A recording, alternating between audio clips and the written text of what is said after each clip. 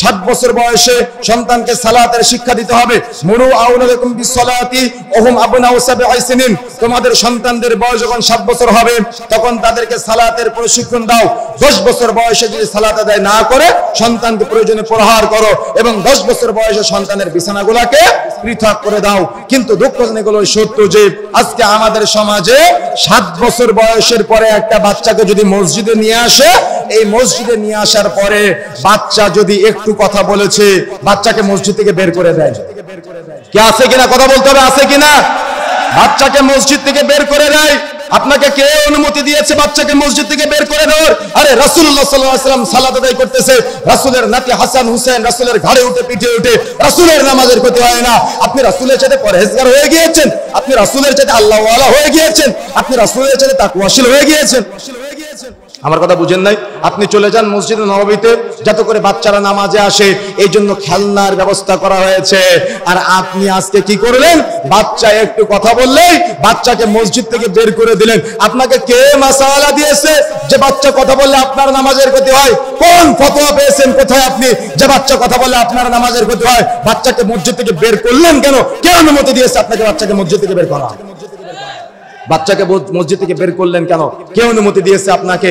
এজন্যই তো উলামায়ে কেরাম বলছেন, মসজিদের পিছনের কাতারে যদি বাচ্চাদের কিসির মিসিরের শব্দ শোনা না যায়, মনে করবে পরবর্তী প্রজন্মের মসজিদ মুসাল্লি শূন্য হয়ে যাবে। এই জন্য আদর্শ পরিবার গঠনের যতগুলি সিস্টেম আছে, পদ্ধতি আছে, তার মধ্যে অন্যতম একটা পদ্ধতি হলো সন্তানকে সালাতের শিক্ষা দেওয়া, সন্তানকে নামাজের শিক্ষা দেওয়া। সন্তানকে যদি আপনি নামাজের শিক্ষা না দেন, সন্তানকে যদি আপনি সালাতের শিক্ষা না দেন, তাহলে ওই সন্তান আল্লাহকে চিনবে না, ওই সন্তান আল্লাহর সাথে কথা বলা শিখবে না। এই জন্য ছোট্ট বাল্য অবস্থায় সন্তানকে সালাতের শিক্ষা দিবেন। আল্লাহ রাসূল সাল্লাল্লাহু আলাইহি ওয়াসাল্লাম যে 7 বছর বয়সে নামাজের শিক্ষা দিতে বলেছেন না, এই হাদিসকে নিয়ে গবেষণা করা হয়েছে। উইকিপিডিয়া সার্চ দিলে আপনারা দেখতে পাবেন, একটা সন্তানের বয়স যখন 7 বছর হয় তখন তার মাথার ভিতরে 1 লক্ষ বিলিয়ন সেল থাকে, যে সেলগুলো সচল থাকে।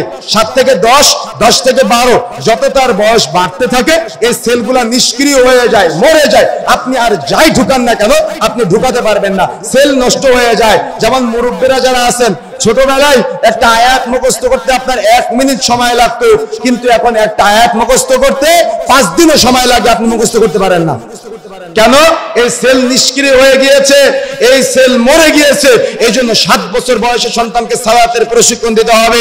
বাচ্চাদের মসজিদ থেকে বের করে দিবেন না। সব বাচ্চাকে মসজিদের এক কর্নারে দিয়ে দিলে তারা তো কথা বলবেই। কি করতে হবে?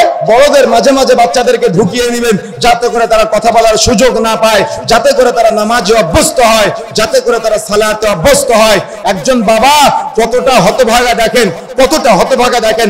একজন বাবা সন্তান যদি গোল্ডেন প্লাস না পায় তাহলে বাবা অনেক লজ্জা পায়, অনেক শরম পায়, অনেক হায়া পায় বাবার। তার মানে বাবার অনেক শরম কাজ করে, বাবা অনেক লজ্জা পায়। কেন লজ্জা পায়? সন্তান গোল্ডেন প্লাস পায়নি তাই। আরে দুনিয়াতে সন্তান ভালো রেজাল্ট করে নাই তাই আপনার এত কষ্ট, এত ব্যথা। যদি আপনার সন্তান আখিরাতে ভালো রেজাল্ট না করে সেদিন আপনার কি হবে?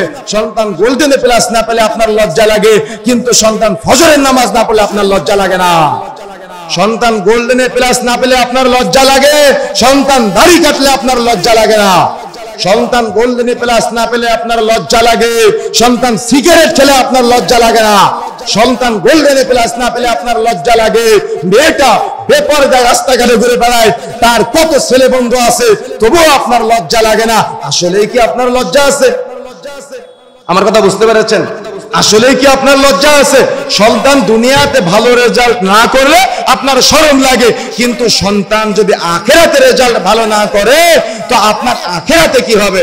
সেদিন আপনি বলবেন অকালাল ইনসানু মা লাহা, মানুষ আফসোস করবে আর বলবে হায় আফসোস, আমি দুনিয়াতে কেন এই ভুলগুলা করেছিলাম, দুনিয়াতে কেন আমি অপরাধগুলোর সাথে জড়িয়েছিলাম, দুনিয়াতে কেন আমি নিজে সৎ পথে যাই নাই, আমার অধীনস্থদের আমি সৎ পথে নিয়ে যাই নাই। সুতরাং বন্ধুরা আমার, যে কথা বলতে যাচ্ছিলাম মনে রাখা